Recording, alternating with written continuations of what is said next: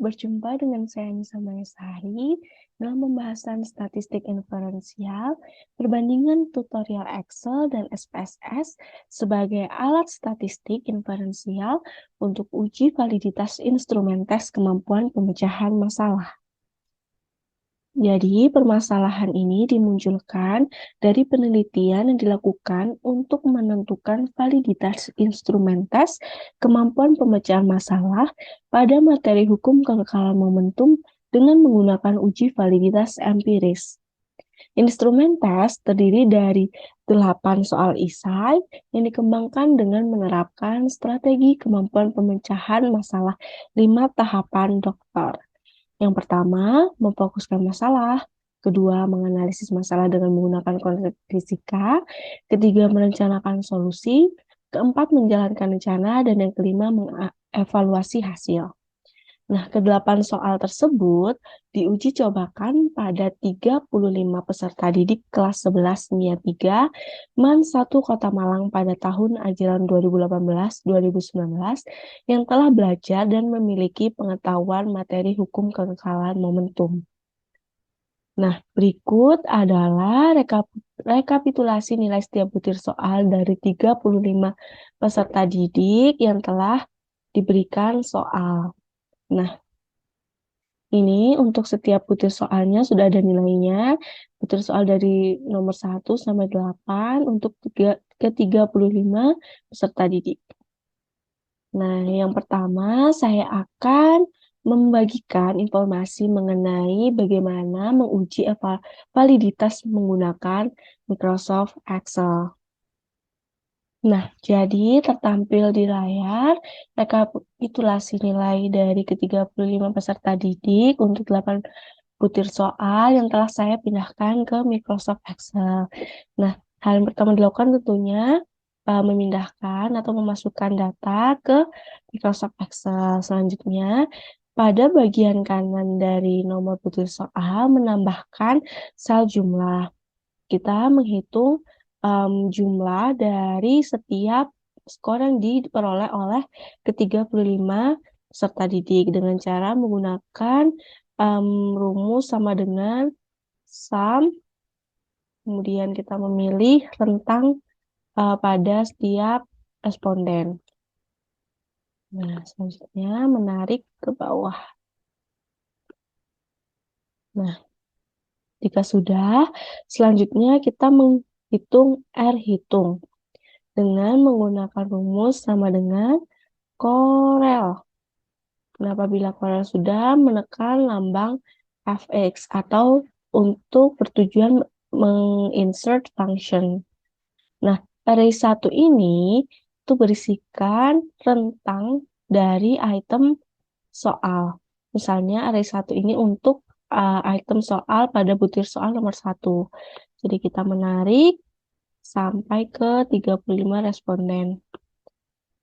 Kemudian untuk yang array 2 ini, yaitu rentang dari jumlah skor setiap responden yang telah kita hitung tadi.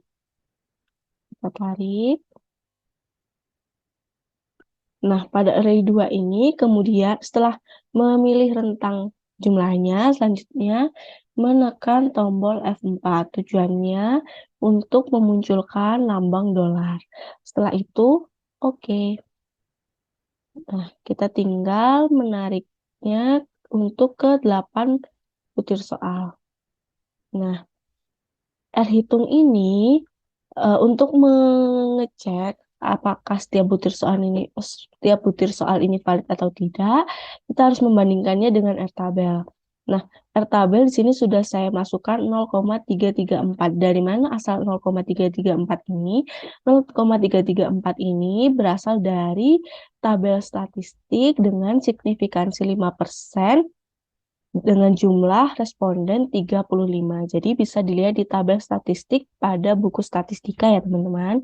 Selanjutnya yaitu kita melihat setiap butir soalnya valid atau tidak valid. Nah, pengambilan keputusan ini itu didasarkan pada keputusan Pearson, di mana soal dikatakan valid apabila R hitungnya lebih besar dari R tabel.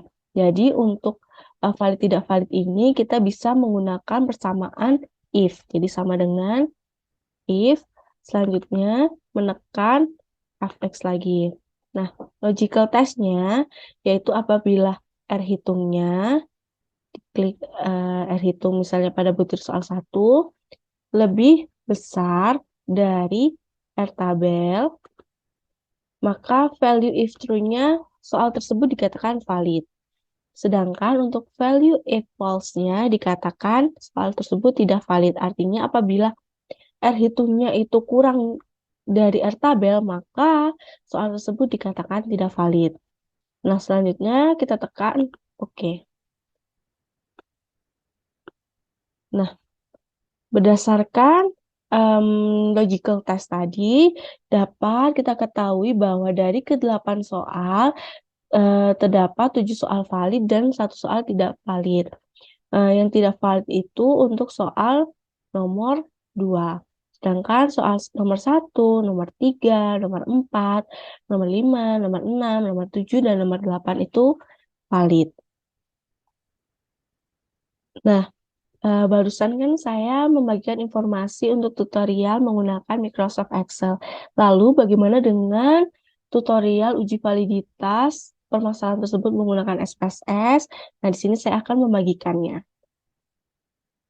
Nah, berikut tertampil rekapitulasi nilai untuk setiap butir soal yang telah saya input ke data view dari SPSS. Nah, ini saya memasukkan atau menginput nilai dari 35 peserta didik untuk 8 butir soal dengan kolom jumlah. Selanjutnya, setelah menginput di data view, kita harus melihat ke variable view. Jadi di sini saya sudah menamai soal 1 sampai soal 8, kemudian untuk jumlah. Nah, desimalnya di sini saya nolkan semua. Untuk measure-nya, untuk setiap untuk butir soal nomor 1 sampai nomor 8 itu nominal, sedangkan jumlahnya itu skala. Nah, apabila sudah menginput dan mengatur di variable view, selanjutnya kita akan mulai menganalisis. Yang harus dilakukan yaitu menekan analyze, menu analyze, kemudian correlate, kemudian memilih bivariate. Nah, kemudian kita memasukkan seluruh soal dan jumlah ke variable. Nah, untuk correlation coefficient-nya itu menggunakan percent. Hal ini sama dengan saat mengambil keputusan untuk uji validitas menggunakan SPSS. Kemudian test of significance-nya to tail dan memastikan flag significant correlation telah tercentang. Selanjutnya kita klik OK. Nah, berikut output dari uji validitas ke-8 butir soal. Yang bisa kita perhatikan yaitu untuk setiap butir soalnya itu pada percent correlation yang dijumlah. Nah, di sini bisa dilihat besarnya 0,599. Nah, pengambilan keputusan untuk menguji SPSS itu sama dengan menguji Excel, di mana apabila R hitungnya lebih besar daripada R tabel, maka soal tersebut dinyatakan valid. Sedangkan apabila R hitungnya kurang dari R tabel, maka soal tersebut dikatakan tidak valid.